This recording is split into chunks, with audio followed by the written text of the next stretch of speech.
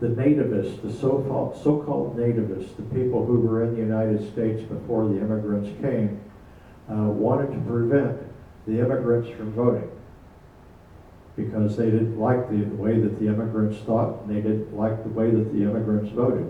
In fact, they didn't like the immigrants at all.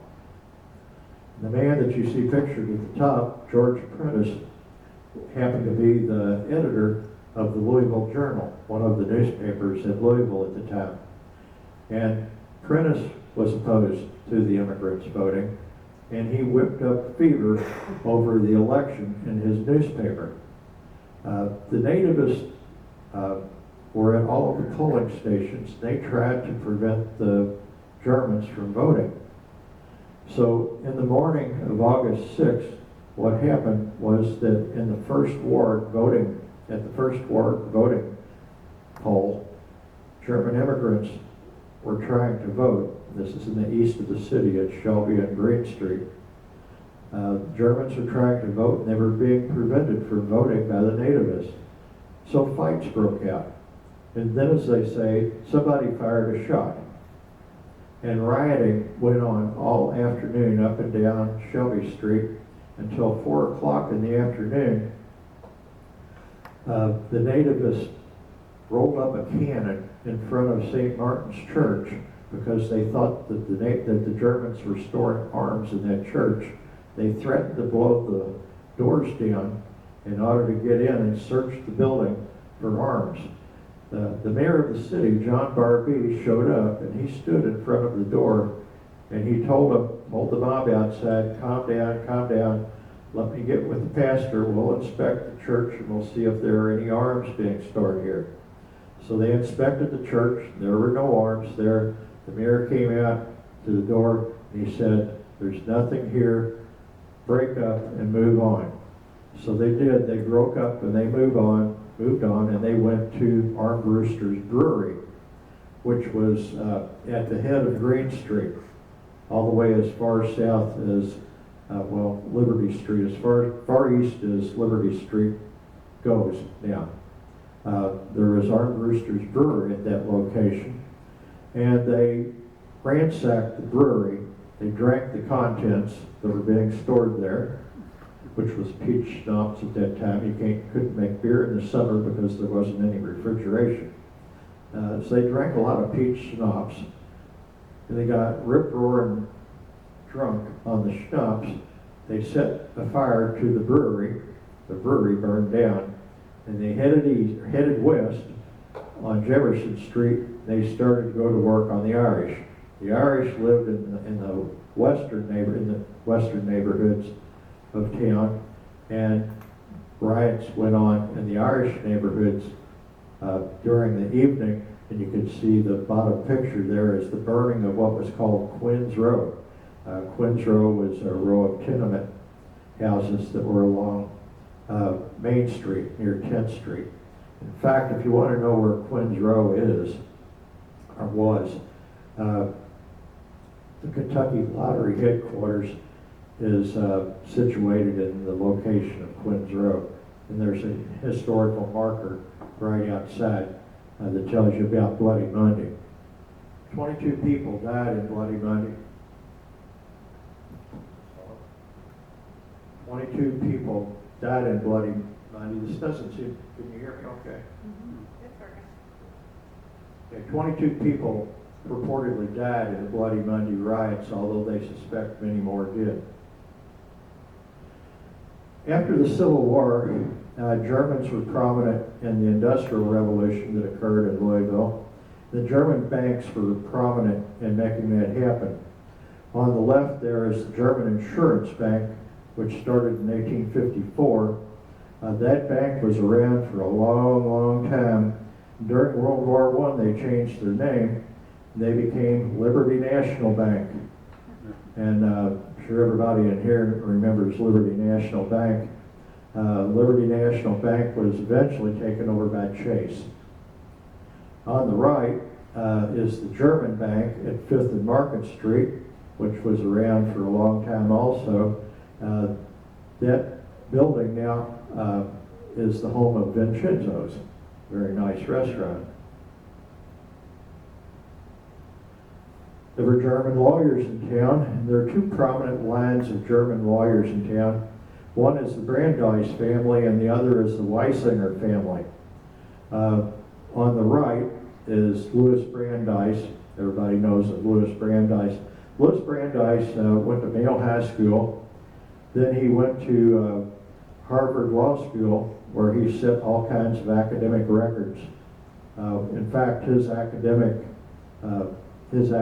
record was not broken until within about the last 5 or 10 years. Some smart ass. Now on the left is Louis Dembitz, who was Brandeis' uncle. Meanwhile, back in Germany, we keep going back to Germany. What's happening in Germany? They finally got it done. In 1871, under Prussian leadership, Germany was unified. One of the German states that was in the German Confederation decided not to opt in, and that was Austria. So they lost Austria in the deal, but they unified all of the rest of the states that were in the German Confederation. This, as I said, was done under Prussian leadership, and so the first Kaiser, or king, was Wilhelm I.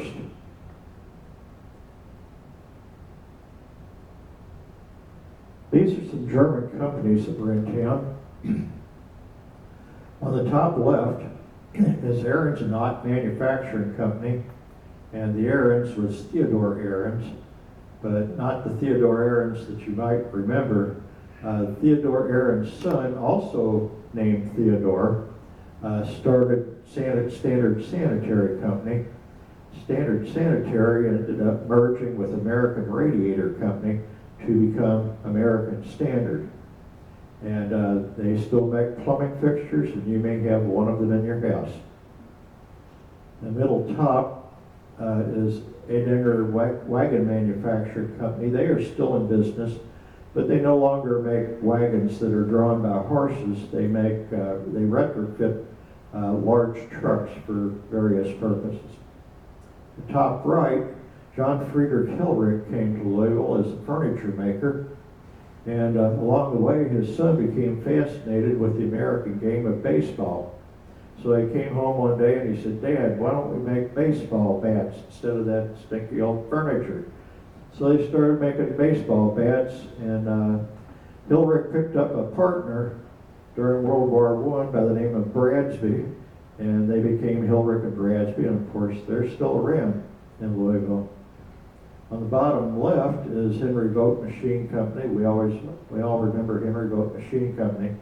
There was the machine company on Armsby, and there was the manufacturing company on Main Street. Grocers Ice and Cold Storage in the bottom center, down on Main Street. Then National Tobacco Works on the bottom right was partly owned by a man named Basil Dorhofer. Basil Dorhofer lived in a grand mansion at 45th and Broadway, and he drove a Maxwell automobile. I know that because my grandfather was a boy living in the West End, and he remembered seeing Basil Dorhofer driving home from work in his Maxwell. So I used to hear that story from Grandpa all the time. On the top left is George Fell, who started a company that produced oils for different purposes, and they're located in Jeffersonville. They are still located in Jeffersonville. August Prant had a company that made organs. There are still 4 Prant organs in Louisville. St. Joseph's Church in Butchertown has a Prant organ. St. Boniface Church has one.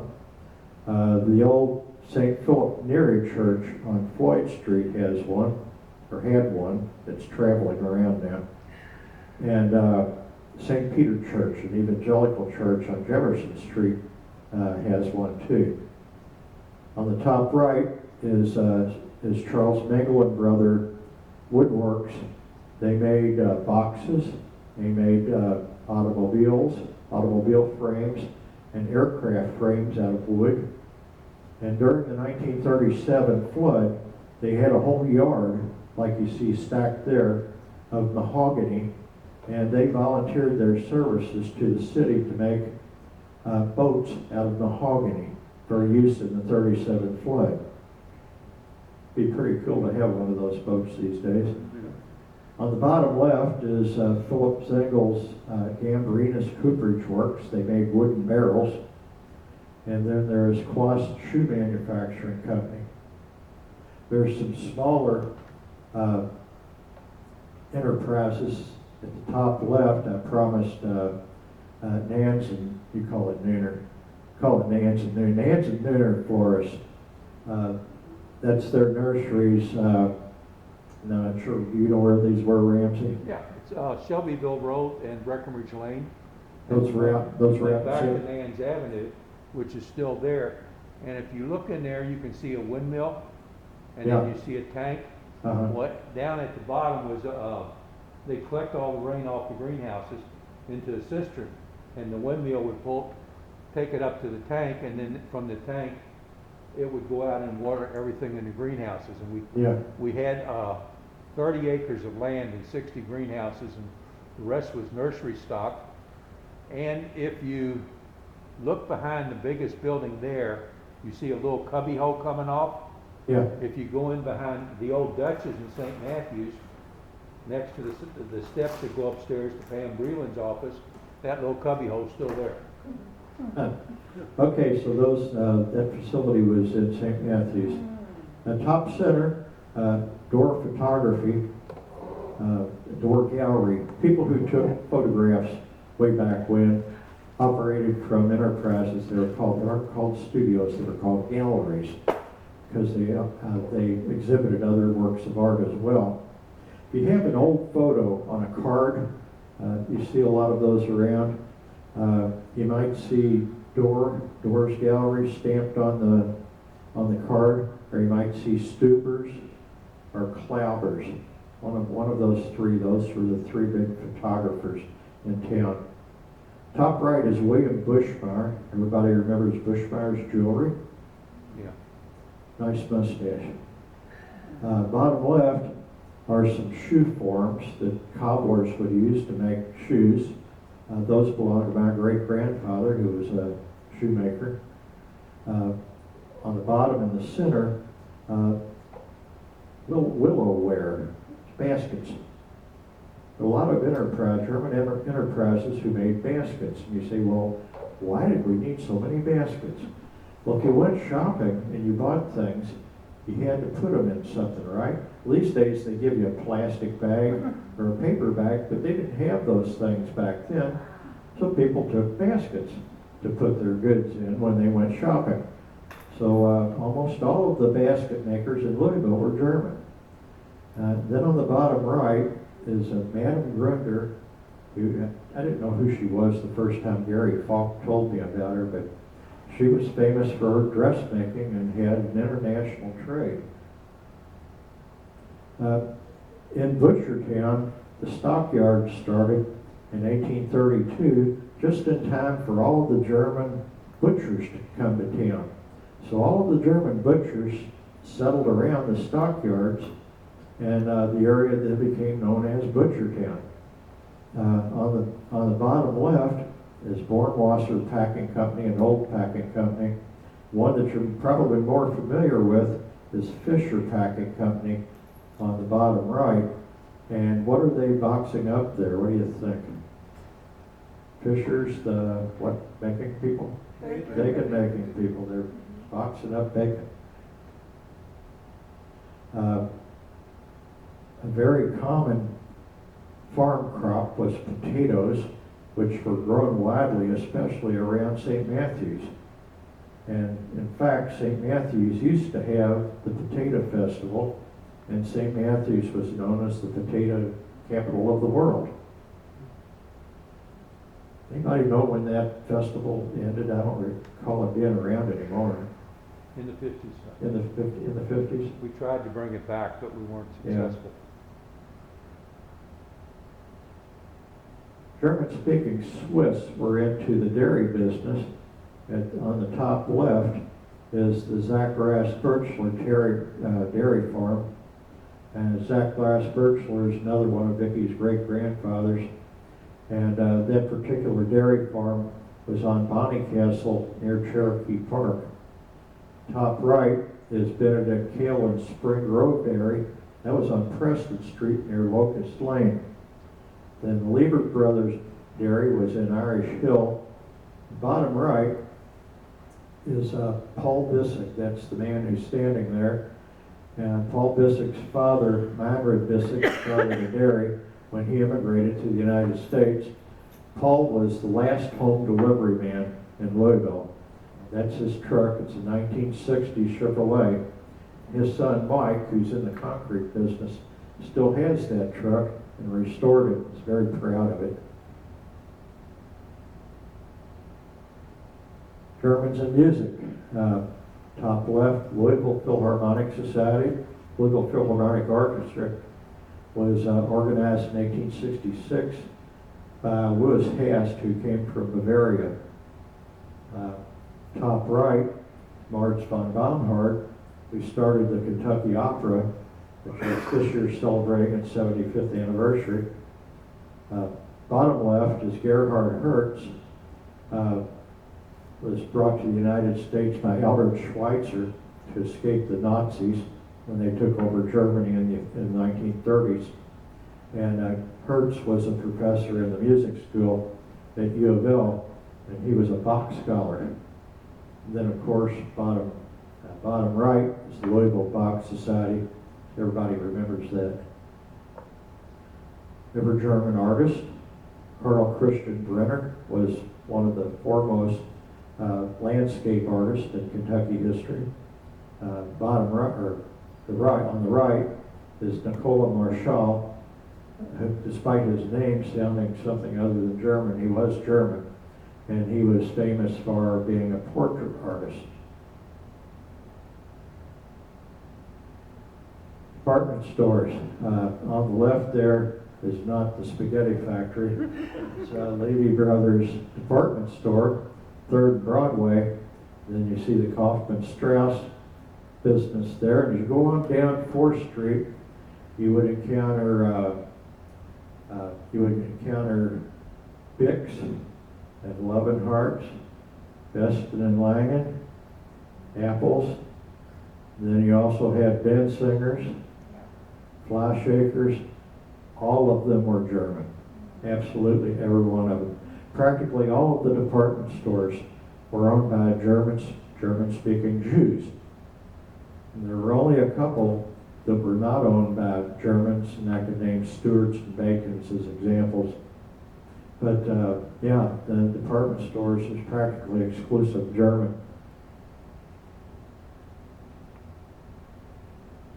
I asked you to name a German hotel. You probably couldn't come up with any more than the Seelbach. There were other German hotels, but the Seelbach far and away outstrips all of them. Many people don't know that the Seelbach was operating in Louisville in a place other than 4th and Walnut. The Seelbach was on Main Street at 6th to begin with. They started in 1886 by Louis and Otto Seelbach. In fact, if you look at that picture on the left, Louis and Otto Seelbach are the men who are seated here. They started that hotel in 1886, and the hotel went up to 1905 at that location. And then the Grand Hotel at 4th and Walnut was built, and that's still there today. Not operated under the Seelbach family, though. Restaurants, a long time ago there was such a place called the Vienna Model Bakery. It was on 4th Street between Market and Jefferson. And then there was later on Kunz's, the Dutchman, and probably everybody in here remembers Kunz's.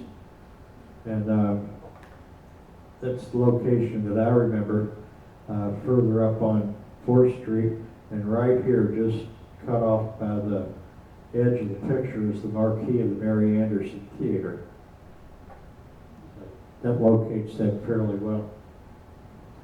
Well, the Germans were doing pretty good for a while, and then this happened.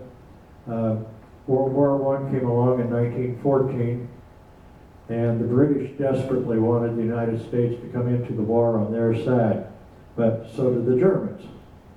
And so there was propaganda from both sides in the United States trying to recruit the United States to get into the war. The British were very savvy in cutting the cable that went from Germany to the United States. So they cut off the news from Germany to the U.S., and so only the British propaganda was getting in, and people in the United States were starting to sympathize more with the Allied side in the war. Finally, the United States did enter the war in 1917, on April 6, 1917, and the backlash against German natives who lived in the United States started full blast at that time. There were cartoons that were drawn in magazines and in newspapers making fun of German Americans, such as this cartoon here was drawn by James Montgomery Flagg, the man who originated the Uncle Sam caricature. And he's waving the American flag out the windows so as to say, look at me, I'm a patriotic American. But inside he's hoisting a stein and saying, hail to the Kaiser, hoch der Kaiser. This is a propaganda poster that was put out by the United States. You see how the Germans were depicted.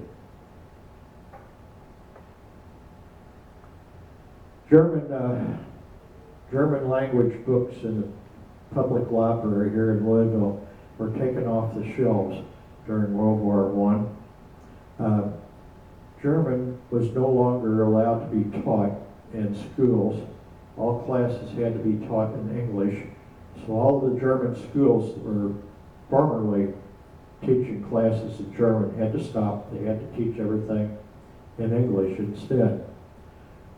Street names that were German names were changed to be English names. Even foods that had certain names sounding German had the names changed. For example, what we know as a hamburger, the German name, that became a Salisbury steak. The Frankfurter became a hot dog. And sauerkraut became Liberty cabbage. And if you had a little pet dachshund, and you took your little pet dachshund out for a walk, probably people would throw rocks at the dog and spit on you. If you were German born, you had to register with the government, and you were watched. And if you said anything not patriotic toward the American cause, you could be fined or thrown in jail. And there was an instance of a man who lived in Butchertown named Linus Weber, who was thrown in jail for the duration of the war for saying unpatriotic things about the American cause. So after the war, the Germans still laid low, and it wasn't too long before this happened, that World War II started, and again we found ourselves fighting Germans. So the Germans lived in a bunker for a damn long time. From 1914 all the way up to 1945, the Germans were laying low and watching what they did because they could be locked up for being German born.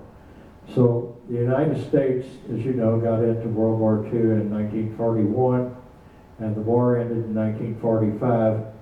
And in the 1950s, in the late 1950s, people began to feel safe to come out of the bunker and celebrate being German. And they celebrated by reopening their restaurants where things like this were served. That looks pretty good to me. I would have that. Sausage platter on sauerkraut with a beer looks pretty good.